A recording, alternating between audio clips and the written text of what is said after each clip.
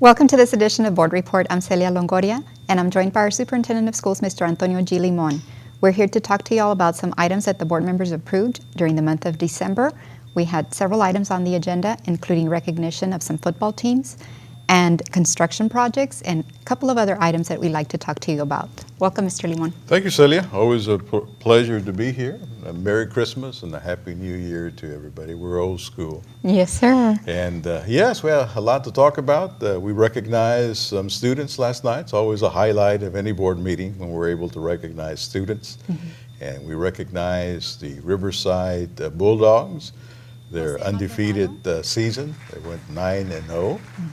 And district champions for that particular district that they're in. We also recognize the co-district champions and the by-district champions, the San Benito Greyhounds. If you see the video of the board meeting, you will see all the recognition. I recommend that you find time to watch the board meeting so you can see our students being recognized. Very proud of our students and our accomplishments. It's a well-rounded program. Not only do we recognize the academics, we also recognize the extracurricular, the athletics, a good, well-rounded education. And I'd like to recognize the coaching staff for Riverside Middle School. They were there last night as well. Jesse Garza, Bruce Castro, and Felix Villalpando at Riverside Middle School. And of course, the principal of that campus is Mr. Joel Wood. Congratulations to them. And at San Benito High School, we all know Director of Athletics is Spencer Gant, and high school principal is Mrs. Delia Weaver, and they were in the audience as well as along with other parents and other members. Yes, congratulations to all those that you've mentioned, and of course to our parents that were in the audience. A big congratulations to them because they make it all possible. They're the ones that that provide transportation sometimes back and forth for the students to get to practice and what have you. So we're very proud of all the accomplishments, and we were glad that we were able to recognize them last night. And one of the things that we did last night after we recognized the members of the varsity football team is we showed the Nike video. Of course, we're a finalist in the state of Texas, so we're very excited about that. We worked in conjunction with Coach Gant and with Clay Williams from Channel 4. So we're hoping to hear good news. We've already been earning a lot of recognition at the state level, so we hope to be declared the winners. Yes, the video also will be played during the board meeting. It's an excellent video. Congratulations to you and all the staff here at 17 who were able to put this together. I believe there was 26 videos that started this competition. They're down to the last 3. Ours is one of the last 3. The championship video will be announced during the state championship game this Saturday. We have representation that's going to be there as well. We're very hopeful that we will be the winning video. For those of you that are not aware, this is a video on rivalry in the state of Texas, and we're doing the Battle of the Arroyo that's been going on for some 80-something years, and it's a very well-produced video. Now, there's voting that's been going on, and if you haven't voted, I think they still have an opportunity to vote, correct? Yes, they do, till December the 17th. They can go on our website, sbcisd.net, and there's a link there for you to be able to vote if you haven't voted. But I think voting is like 40%, and the other 60% is the judging of the quality of the video. And having seen the other videos, and not being biased in any way, I know that ours is by far the best one that's there. So we're very hopeful that, that we will be declared the winners in the state of Texas. And as a result of that, the team would get, I think, 84 custom-made jerseys, especially for the team from Nike. That would be the award, as well as the recognition of being known as the rivalry in the state of Texas. And that would be, something to brag about. So yeah, that certainly would be, and we're very thrilled about it. And like you mentioned, it's thanks to all of our staff members here at KSBG, very talented staff, and everybody did their part in contributing to the success of this video. So we're really, really pleased with the outcome. So if you haven't viewed it, please do so. Please go online and view it. Okay. We also mentioned Mr. Lisandro Ramon, our construction consultant, that he was there to provide a construction update on several of our projects, Frank Roberts being one of them. They did indicate that there was a little bit of a delay, but still construction is still ongoing at that particular campus as well as at some other campuses as well. That's correct. We had the substantial completion. Finally, Leal Elementary is completely finished. The punch list has been gone through, and everything is in line. Frank Roberts is probably about 8 weeks behind schedule, and we're working with the contractor trying to get them back on schedule. It was supposed to be finished here by the end of the month or so. Now it doesn't look like until sometime in February before that particular campus will be finished. Some issues, some concerns there, but Mr. Ramon, our construction manager, is on top of them and getting us back online there. Mm-hmm. Good. Now, there was another item on the agenda having to do with online auctions, and that's something new for the school district. You want to talk to us a little bit about that? Right. We had an item on the agenda asking the board permission for us to have a continuous online auction whenever we felt we needed it.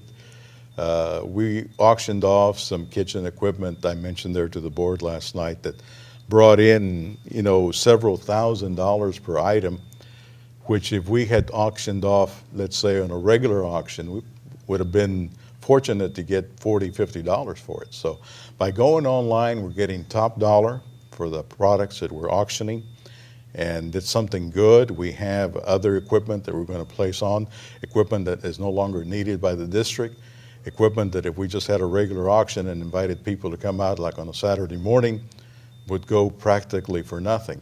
Online, it's going for a good price. We're getting bidders from all over the state and all over the country that are bidding on the items that we're putting on there, and we're bringing in, the bottom line is we're bringing in more money for the district on this equipment that is no longer used or needed. Mm-hmm. And also, I think it's important to note that y'all did indicate last night that in addition to the online, the traditional online auctions will still be ongoing as well. Right, they'll be ongoing. For example, used desks and chairs and what have you, things that really wouldn't be in such demand online. We'll still auction them the traditional manner, but the bigger items, such as what we were auctioning from food service and things of this nature, those will go online. Mm-hmm. Okay. We also move on to another item. I know for the past couple of shows we've been talking about budget talks, and just recently our San Benito School District came out on the news this week in the Austin American Statesman, and also in the local news channels as well, in relation to a lawsuit filed with the Maldeaf people. You want to talk to us a little bit about that? Yes, there are several lawsuits, several districts, 180-something districts have joined the Equity Center lawsuit.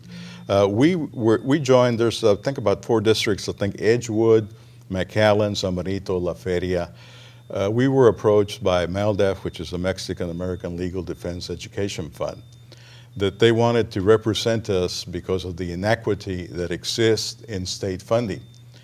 And we went ahead and took it to the board. The board approved it to join this particular lawsuit and try and get a level playing field for our students. It is not fair that our target revenue is like $4,800 a student, while other districts in the state are getting $6,000, $7,000, $8,000, $9,000, even $10,000 a student. And something needs to be done. The poor districts are the ones that are affected the most. We took over a $4 million loss this year from the state. We're projected to take over $1 million loss next year from the state. And something needs to be done. I mean, Maldeaf has been successful in the past lawsuits, Edgewood 1, 2, 3, and I believe 4. A lot of things have improved because of the Maldeaf lawsuits. For example, the money that we used to build schools, the IFA money, was a direct result from those lawsuits. We have over $100 million worth of new buildings in this district that came about because of previous litigation that was favorable, that forced the state to provide funds for those districts that otherwise wouldn't be able to build buildings. For example, our district, last I checked, was like about the 18th poorest district in the state. If it was up to us, to build buildings from the $9 million that we collect locally. See, our budget is 90-something million dollars.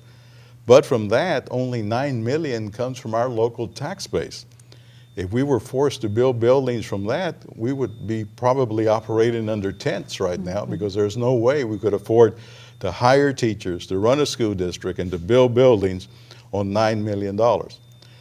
We need an equitable system statewide where all of us can have a level playing field.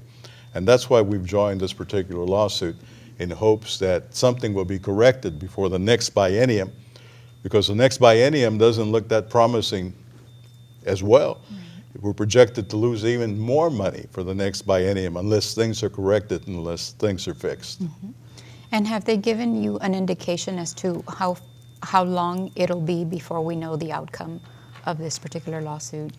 I think the last I heard from him was something like between 18 and 24 months, which would be about 1.5 to 2 years. Mm-hmm. All right. Well, I believe, Mr. Limon, we have covered all the topics. I don't know if there's anything else that you would like to mention? No, just again, wish everybody a Merry Christmas, a Happy New Year. This is the time of the year that we get together at families, we celebrate the birth of Jesus, and that's what Christmas is all about. Time for families, time for being thankful, time for just resting and just remembering all the blessings that we have. So Merry Christmas, Happy New Year, everybody. Hope to see you next year. All righty, Mr. Limon, thank you for being here with us today. Thank you. Mm-hmm. That's it for this edition of Board Report. Thanks for watching, and we'll see you next time.